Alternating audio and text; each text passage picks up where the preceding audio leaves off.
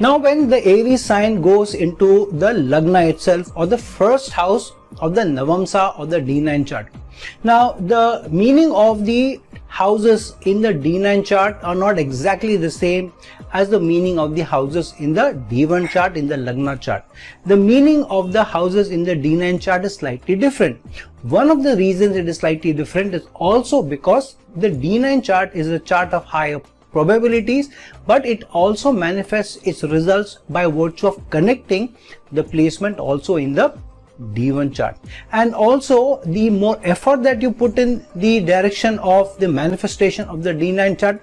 the sign energies and the planetary energies, then there is higher probability the results will come to you by virtue of how you are managing relationship. So when the Aries sign goes into the first house, so here the person is approaching the different manifestation of the first house of the D9 chart, combining with the Aries sign energies.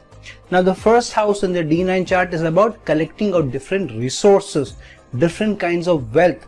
or different kinds of gains for you, or looking at different goals for you in areas of houses or areas of the first house. For example, what will be your name, or what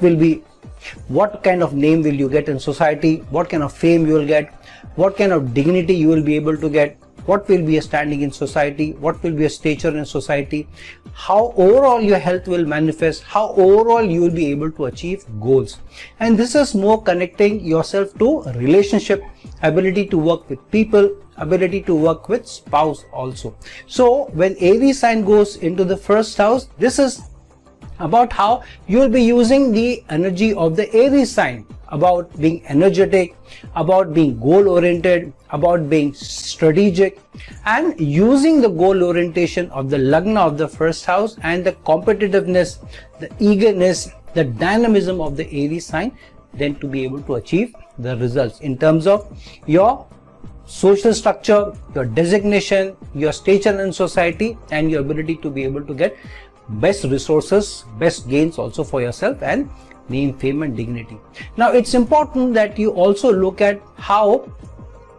not to be led by the shortcomings of the Aries sign. For example, being a little hasty, or being a little impulsive, or being short-tempered, because here, mind you, the Aries sign energy is in the Lagna itself. So here you need to be more careful not to be too over impulsive, not to be too short-tempered, not to give up your goals too easily, because then you will not be able to get the highest manifestation, the deepest manifestation, where highest probability is given to you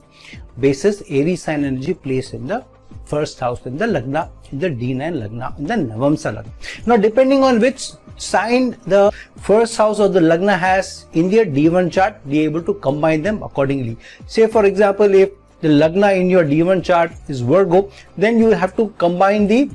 completeness, the ability to make logical decisions with the dynamic energy of the Aries sign in the Lagna of the D9 chart.